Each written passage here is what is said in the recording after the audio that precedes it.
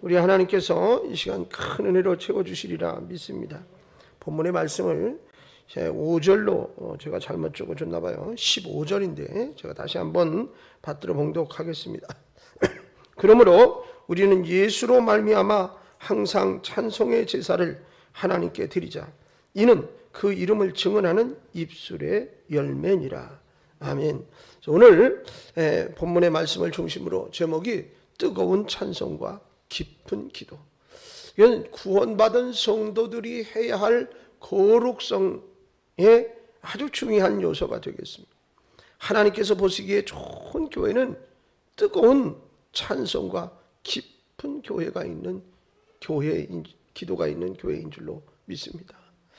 그래서 내가 하나님이 기뻐하시는 성도가 되기 위해서는 뜨거운 찬송과 깊은 기도의 사람이 되어야 한다는 거죠. 왜냐? 찬송은 구원받은 성도에게 따르는 감사의 증표예요. 증표.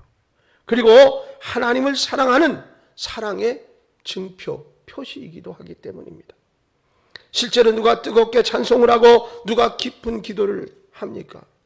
바로 주님을 향한 사랑의 열정이 있는 구원받은 성도만이 할 수 있습니다. 누가 주님을 열정적으로 사랑합니까? 바로 주님으로부터 구속의 은혜와 사랑을 받은 성도가 그렇습니다. 성령으로 거듭난 구원받은 성도라 그 말이지요. 여러분, 주님의 사랑의 음성을 듣고 그 사랑의 음성에 믿음으로 응답한 성도가 주님을 열정적으로 사랑하게 돼요. 그리고 뜨겁게 찬송하고 깊은 기도를 드리게 되는 줄로 믿습니다. 자, 어떠한 하나님의 음성을 듣느냐 이 말입니다. 신명기 11장 12절 말씀에 보니 내가 너를 사랑하고 권고하노라는 음성을 듣게 되노라 그렇게 말씀하셨어요. 또 골로새서 2장 13절 말씀에 보면 내가 네 죄를 다 사하였노라 하는 음성을 듣게 되노라 그랬어요. 뿐만 아니라 이사야 43장 1절 말씀을 빌어보면 내가 너를 지명하여 불렀어. 너는 내 것이라 하는 음성을 듣게 되노라 말씀하셨습니다. 뿐만 아니라 여호수아서 1장 5절로 6절을 보니까 내가 항상 너와 함께 할 것이고 너를 떠나지 아니할 것이고 너를 버리지 아니할 것이고 너의 앞길을 지도해 줄 것이고 너를 지켜 보호해 줄 것이고 그렇게 될까 봐 걱정돼서 아멘이 안 나오는 거죠. 지난번에 아멘이 풍성한 교회가 하나님 기뻐하는 교회라고 그랬는데 아멘은 어떤 말이에요? 그렇게 될 줄로 내가 믿습니다. 다시 한번 해요. 내가 항상 너와 함께 할 것이고 너를 떠나지 아니할 것이고 너를 버리지 아니할 것이고 너의 앞길을 지도해 줄 것이고 너를 지켜 보호할 것이고 너를 위해 싸워 줄 것이라. 할렐루야. 이와 같은 음성을 듣게 된다고. 여러분 뿐만 아니라 또 에레미야서 9장 11절 말씀을 빌어보면 현재의 고난은 재앙이 아니라 평안이고 너희에게 미래와 희망을 주려는 하나님의 생각이라. 그런 음성을 듣는단 말이에요. 에레미야 예가 3장 32절로 33절 말씀에는 주님께서 인생으로 고생하게 하시고 근심하게 하심은 하나님의 본심이 아니다. 그런 음성을 주신다. 또 로마서 8장 32절에는 아들을 아끼지 아니하고 내어주신 하나님께서 아들과 함께 모든 것을 주시지 아니하겠느냐. 할렐루야. 시편 50편 15절에는 환난 날에 나를 부르라. 내가 너를 건지리니 네가 나를 영화롭게 하리라. 이와 같은 음성을 우리에게 주시는 분이시라. 성경 66권의 모든 말씀이 나를 향한 주님의 사랑의 언약의 음성들로 가득 차 있는 줄로 믿습니다. 이 같은 주님의 은혜와 사랑의 음성을 듣는 성도는 어떻겠어요? 주님을 열정적으로 사랑하게 되고 주님을 열정적으로 사랑하는 성도는 뜨겁게 찬송하고 깊은 기도 생활을 하게 되는 것입니다. 기억하십시오. 찬송과 기도는 주님의 구원의 은혜와 사랑을 받은 성도의 구체적인 신앙 고백이다. 할렐루야. 화면 왜 안 보여져요? 찬송과 기도는 주님의 구원의 은혜와 사랑을 받은 성도의 구체적인 신앙 고백입니다. 할렐루야. 그리고 영성의 성숙도를 보여주는 하나의 증표가 되는 것입니다. 오늘도 말씀드렸지만 내 안에 무엇을 품었느냐가 겉으로 드러나게 되어 있어요. 그렇지 않습니까? 여러분, 가끔은 외국 사람을 만나면 외국 사람들이 우리하고 좀 냄새가 달라요. 예. 여러분, 뭐가 달라서 그럴 것 같아요? 음식 문화가 달라서 그래요. 음식 문화. 그러니까 다른 사람들이 우리 보고 마늘 냄새 난다고 그러잖아요. 근데 그 사람들을 보면 먹는 음식이 우리하고 달라. 그 음식이 몸에 배고, 그 음식이 땀으로 배출되고, 그 음식이 피지로 나오고.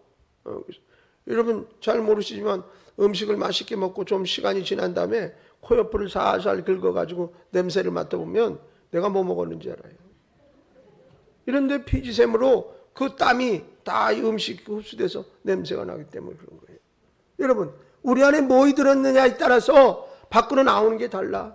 우리 안에 영성이 가득하고 주님의 사랑이 가득하면 툭 건드려도 그 사랑이 흘러넘치는 거예요. 그 사랑이 찬송으로 나오고요. 그 사람이 감격의 기도로 하나님 앞에 고백되어지고 그러는 것이지요. 여러분, 성숙한 믿음과 맑은 영성의 성도는 찬송이 뜨거워요. 찬송이 뜨거워요. 할렐루야. 또한 어떻게? 기도는 깊어지지요. 우리 어떤 때는 아이고 너무 피곤해서 오늘 기도를 어떻게 하지? 그리고 와서 앉아있는데 기도 끝나고 나서 보면 1시간도 훨씬 지나갔어요. 나도 모르는 사이에 하나님과 깊은 교제의 기도를 하게 되는 거죠.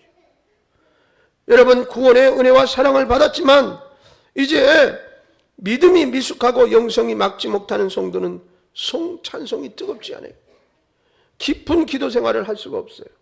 기도하라 그러면 왜 그렇게 힘들고 피곤하고 눈만 감으면 졸아.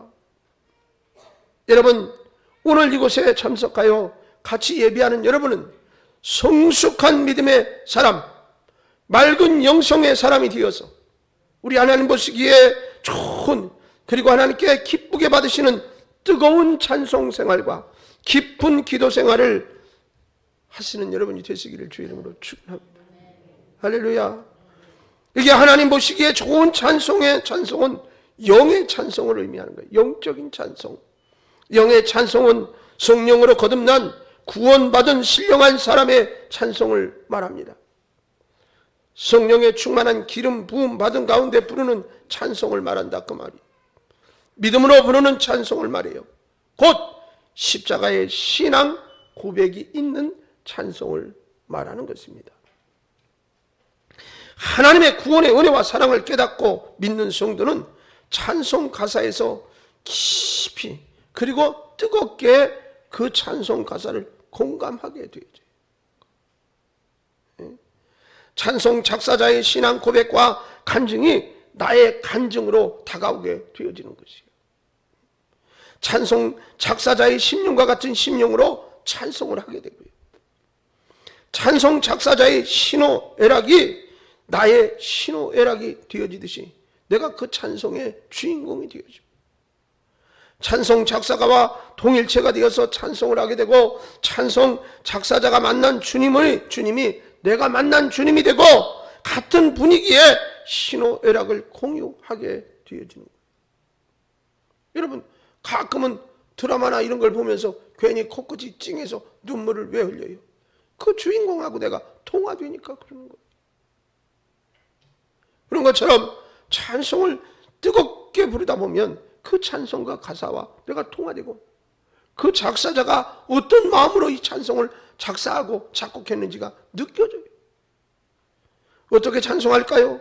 구원의 은혜와 사랑을 찬미하는 그런 몸짓은 어떻게 해야 하는 것일까? 여러분, 그 방법을 성경이 다 가르쳐주고 있어요. 시편 47편 1절 말씀에 뭐라고 그랬어요? 손뼉 치며 찬송하고 외칠지. 할렐루야. 그러니까 자기도 모르는 사이에 감동이 생기고 손뼉을 치며 찬양하려는 거야. 또 하나 뭐라고 그랬어요? 시편 150편 4절 말씀에는 뭐라고 그래요? 춤을 추면서 찬송하라고 그랬어요. 소고치고 춤추어 찬양할지어다.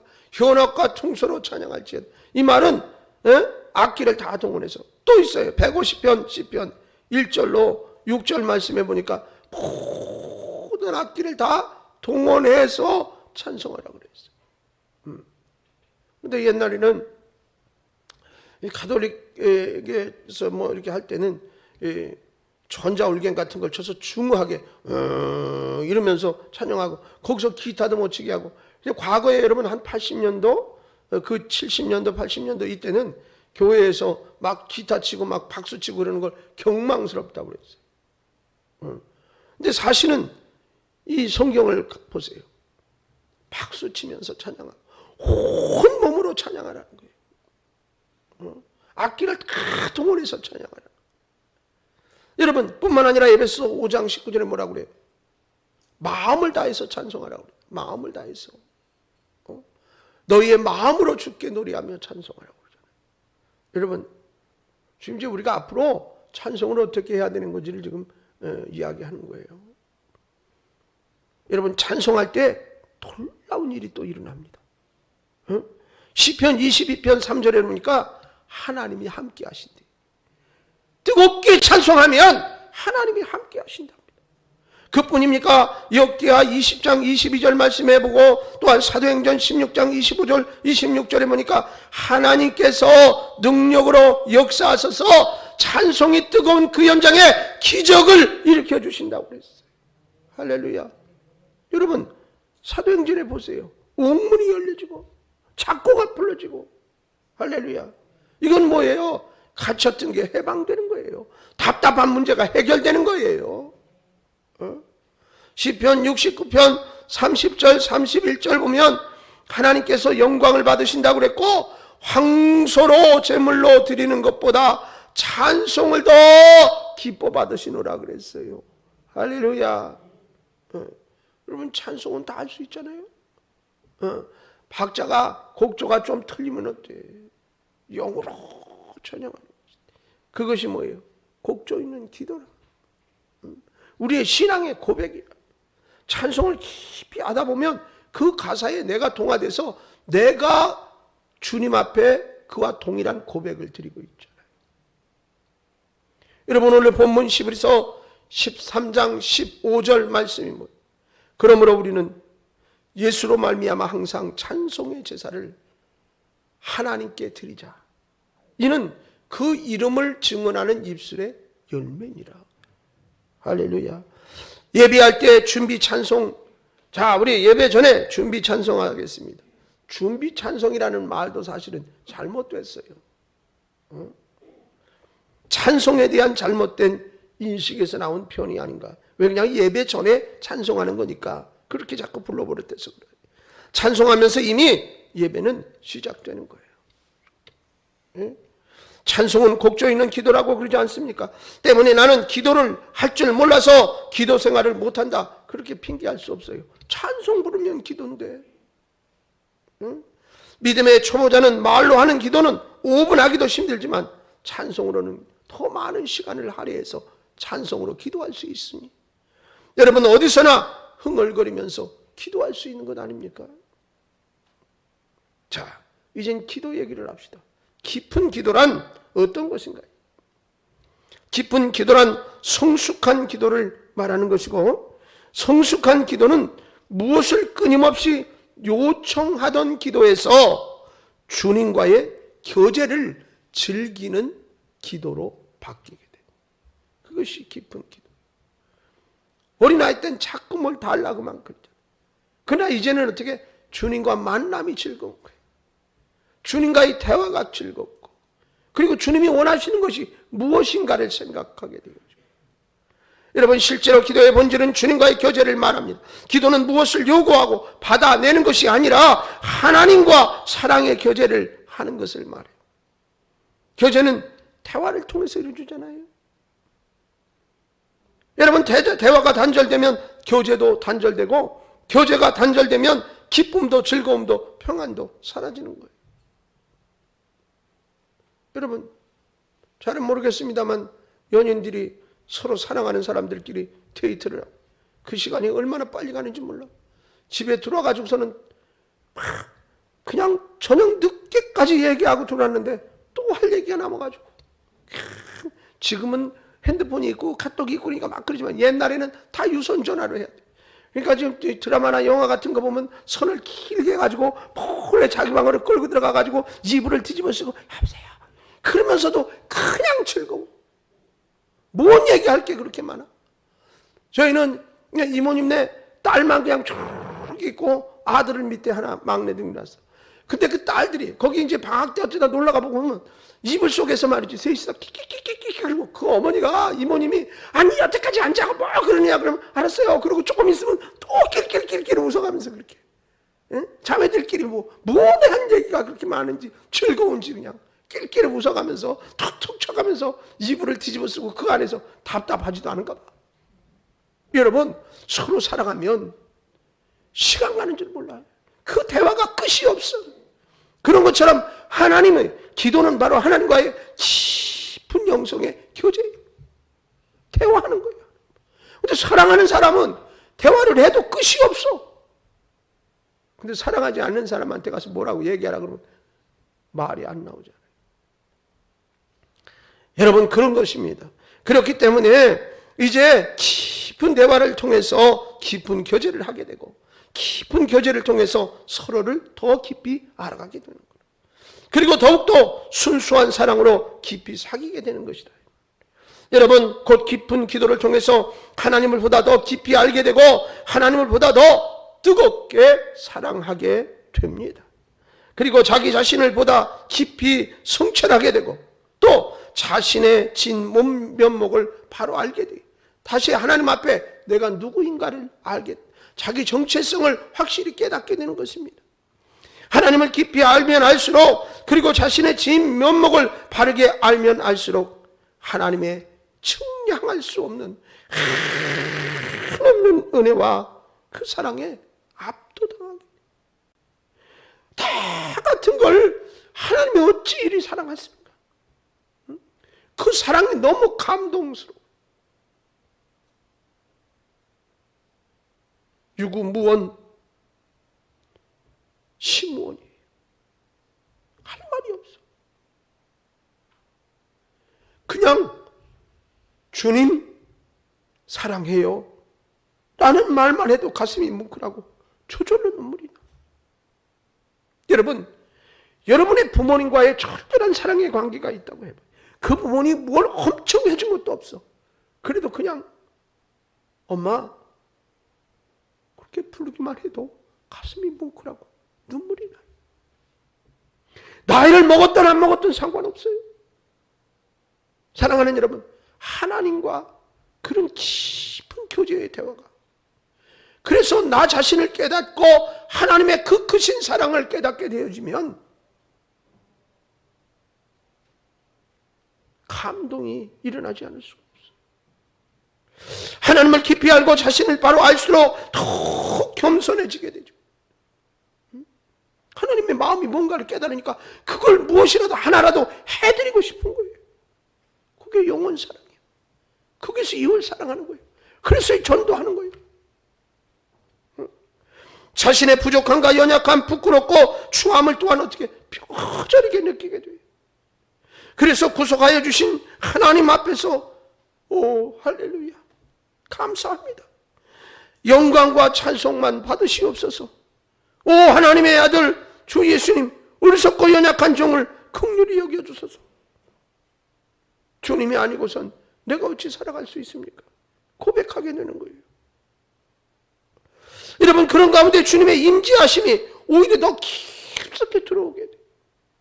그래서 그분이 내 가슴을 쓸어주시고 만져주시는데 그 만져주심과 쓸어주심이 얼마나 따뜻한지 몰라.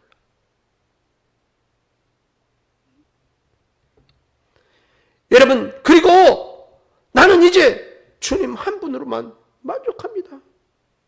나를 떠나지 마소서. 지금 가진 것 가지고 충분합니다. 지금 받은 그 은혜만도 너무 감동스럽습니다. 더 바랄 것이 없습니다. 고백하게 되고 어떤 환경에 처하든 주님과 함께 행복한 삶을 살아가게 됩니다. 곧 전천후 믿음의 쉽게 말하면 대자유인이 돼요. 여러분, 우리가 성경을 읽을 때 바울이 고백할 때 자기가 지금 있는 것 가지고 100% 만족한다고 얘기할 때 욕심도 없어. 맨날 두드려 맞고. 그게 이해가 안 되면 아직 이 깊은 영성의 단계, 주님과의 그런 깊은 교제가 안 된 거예요. 충분히 그런 고백할 수 있어요. 주님 하나로. 그러니까 바울이 모든 걸 다 버리고 십자가만을 자랑. 당신만 있으면 돼요. 나는 그것만 자랑하고 살 거예요. 라고 고백하는 고백이 그런 영성의 깊은 기도와 단계가 되면 가능한 거예요. 대영성가요 부흥사였던 무디 목사님 이런 고백을 했어요. 내가 믿음이 미숙할 때는 이것저것을 구했지만 믿음이 성숙한 연후에는 하나님 한 분만 구했습니다. 당신 하나님 나를 떠나지만 않으시면 나는 만족합니다. 주님께서는 주님과 즐겁게 교제하려는 깊은 기도의 사람을 찾는다라고 에스겔서 36장 37절에 말씀하고 계세요. 또 마태복음 6장 33절에 뭐라고 그럽니까? 주님과 즐겁게 교제하는 길은 바로 말씀대로 그의 나라와 그의 의를 구하는 동기로 기도하는 것이라 말했어요. 다른 말로 표현하면 주님께서 주신 선물보다 주님에 더 관심을 갖는 것입니다. 손에 들린 선물이 눈에 들어오는 게 아니라 그 선물을 주시는 주님이 눈에 더 들어온다. 어린아이일수록 그러잖아요. 들고 들어오면 선물꾸러미가 눈에 먼저 들어오고. 그건 누가 주는 건데? 아빠가 주거나 누가 주거나 주는 사람엔 관심이 없어. 선물보다 더 귀한 것이 그 선물을 주시는 분이에요. 여러분, 일반적으로 성도들이 구하는 것은 주님보다 주님께서 주시는 선물 아닙니까? 그래서 주님께서는 많이 허전해 하시고 목말라 하세요. 깊은 기도란 선물이 아니라 주님을 구하는 기도인 겁니다. 기억하세요. 깊은 기도의 삶은 바로 성도의 거룩한 생활을 말하는 것이다. 할렐루야. 깊은 기도를 하는 사람이 능력 있는 신앙생활을 하는 거지요. 깊은 기도를 하는 사람은 결코 미워할 수도 없고 시기할 수도 없고 질투할 수도 없습니다. 불의를 행할 수도 없고 부정을 저지를 수가 없습니다. 악한 생각을 할 수도 없고 악한 계획을 꾸밀 수도 없습니다. 세상 연락에 취할 시간이 없고 말초적 향락에 빠질 시간조차도 없습니다. 게으르고 나태한 삶, 안일한 삶을 살 수가 없습니다. 사랑하는 주님께서 그런 삶을 원하지 않기 때문입니다. 사랑하는 그분이 원하는 것을 하나라도 해드리고 싶어서 몸부림을 치게 되는 것입니다. 사랑하는 주님과의 관계가 소원해지고 끝내는 관계가 단절되면 어떡합니까? 사랑하는 주님과의 관계가 소원해지고 단절되는 것은 지옥과 같은 것임을 알기 때문에 세상은 깊은 기도 생활을 하는 성도를 통해서 변화되어져 가는 것인 줄로 믿습니다. 세상의 환경이나 보여지는 어떤 것들이 답답하십니까? 내가 그곳에 뛰어들어서 그 문제를 해결할 수 없어요. 주님이 해결해 주셔야 돼요. 그런 답답함을 만날수록 우리는 주님과의 영적 깊은 교제, 더 깊은 찬송, 더 뜨거운 찬송, 더 깊은 기도의 시간을 할애해야 한다는 거예요. 하나님께서 원하시는 하나님의 나라가 이루어지는 것인 줄로 믿습니다. 깊은 기도의 사람이 되시기를 주님의 이름으로 축원합니다. 여러분 10분 기도했다면 조금 더 늘립시다. 1시간 기도했다면 10분만이라도 늘리자. 여러분 아침에 일어나서 어떡합니까? 아침에 일어나서 찬송부터 틀어놓고 들으면 그날은 왠지 기분이 좋은 것 같아요. 근데 짜증내면서부터 시작하면 그날은 왠지 짜증만 나는 일이 자꾸 생기는 거예요. 하나님께서 보시기에 좋은 교회, 좋은 성도는 구원의 은혜에 감격하고 때를 따라 도우시는 은혜에 감사해서 뜨겁게 찬송하고 깊은 기도를 하는 성도, 또 그런 성도가 많은 교회인 줄로 믿습니다. 여러분이 바로 그 사람, 뜨거운 찬송과 깊은 기도의 사람이 되시기를 주의 이름으로 축원합니다. 할렐루야. 들은 말씀 이것만 가지고 아이고 그렇구나 생각하면 뭐예요? 실천해야지. 그래서 오늘부터 어디를 가든 뭘 하든 입을 열어서 흥얼흥얼 찬송할 수 있고 어디서 무엇을 하든지 주님과 기도할 수 있고. 제가 지난 금요 기도회 때 그런 말씀 드렸어요. 여러분 우리가 사는 방법이 있다니까요. 인생을 어떤 항해라 이렇게 표현하는 경우도 있다. 배를 운행할 때 가장 필요한 것은 나침판이에요. 지금이야 GPS도 있고 뭐도 있고 뭐 어선에는 어군 탐지기도 있어가지고 바다 어디에 고기가 많은지 다 알고 그러는데 옛날엔 그런 거 없어요. 나침판 유일한 생명줄이에요. 칠흑같이 어둠이 파도가 일렁이는 그 바다에서 살 수 있는 방법은 나침판이에요. 나침판의 조침은 북쪽과 남쪽으로 가요. 그리고 그것 갖고 방향 잡아서 가는 거예요. 인생이 뒤집어지고 파도가 일고 먹구름이 끼워도 우리의 나침판인 주님을 우리 시각에서 놓치는 순간 죽음이에요. 뒤집어졌어요? 자빠졌어요? 넘어졌어요? 그래도 초침은 나침판은 한 방향을 가리키듯이 우리의 시선은 주님에게 고정되어 있어야 합니다. 넘어져도 시선은 주님에게, 자빠졌어도 이 마음속에 주님을 품어야 돼요. 할렐루야. 그런 사람만이 뜨거운 찬송, 깊은 기도를 할 수 있어요. 여러분 오늘부터 우리는 뜨거운 찬송, 깊은 기도의 사람, 내가 그 주인공 되기를 결단하는 여러분 되시길 주의 이름으로 축원합니다.